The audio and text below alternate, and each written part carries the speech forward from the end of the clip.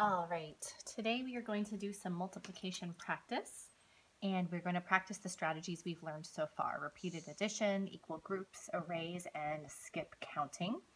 And there are two ways you can play. You can play with one die and just roll it twice, so you'd be doing your multiplication facts 1 through 6. Or you can play with two die, and in that case you'd be doing your multiplication facts through 12. So I'll show you both ways. This first way I will do just 1 through 6. So let me cover this up. And I'll roll the die, and I get 5. Roll it again, and I get 2. So this is the multiplication problem 5 times 2. So there are 4 ways I'm going to show this. Okay, first is repeated addition. So I can think of this as adding 5 2 times or adding 2 5 times. Well, to me it makes more sense just to do the number 5 2 times. So this is 5 plus 5, and that equals 10. And I will come over here to arrays, and I'm going to do 5 rows of 2. So I like to use stars. Here's 1 row of 2, 2 rows of 2, 3 rows of 2, 4 rows of 2, and 5 rows of 2. And that also is 10. All right, here I'm making equal groups. I always want to draw my groups first. So let's say I'm doing 5 groups. That means I'm going to draw 5 circles. 1, 2, 3, 4, and 5. There are my groups. And now I can see that each group will have 2. So I'll just do tally marks to make it quick. And there I see I have 1, 2, 3, 4, 5, 6, 7, 8, 9, 10, or 2, 4, 6, 8, 10 tally marks. So again, 5 times 2 equals 10. And then skipped counting will be like this: 5, 10, because I counted by 5s 2 times. Or I could say 2, 4, 6, 8, 10, because that's counting by 2s 5 times. All right, so let's do one more example using 2 dice this time. So I got a 6 and a 5. So the 6 is still 6, but my 5 is going to count as 11. So I have 6 times 11. Okay.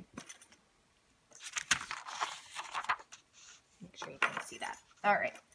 Well, let's do our repeated addition.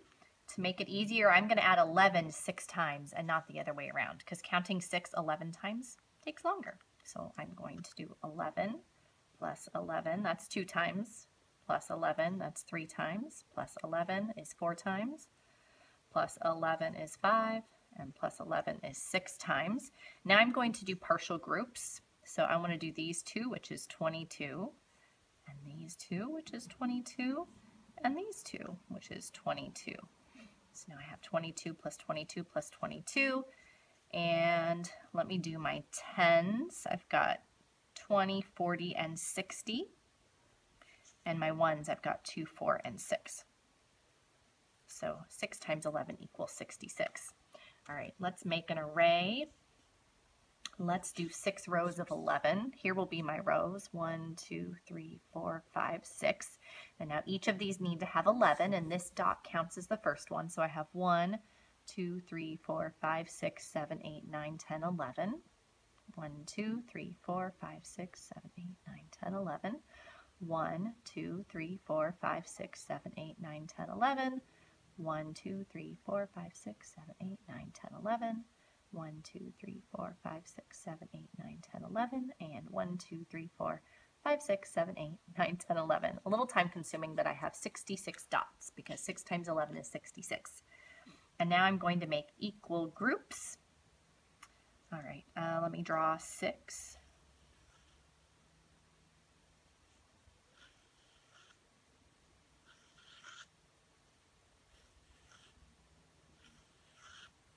Here are my groups, and how many in each group? 11.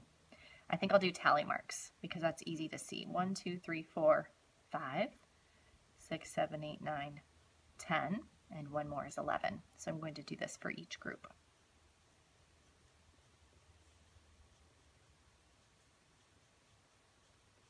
Tally marks are great when you have 5 or more, because every time you see a slash, you know that it's 5.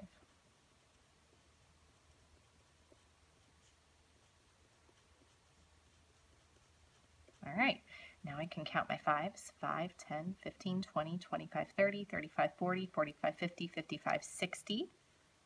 And I can count my 1s, 1, 2, 3, 4, 5, 6. So 60 plus 6 equals 66. All right, and finally skip counting. This is counting by 6 11 times or counting by 11 6 times. This one's up to you. For me, counting by 11s would be easier because I know the pattern. And let's see, I bet you'll see it.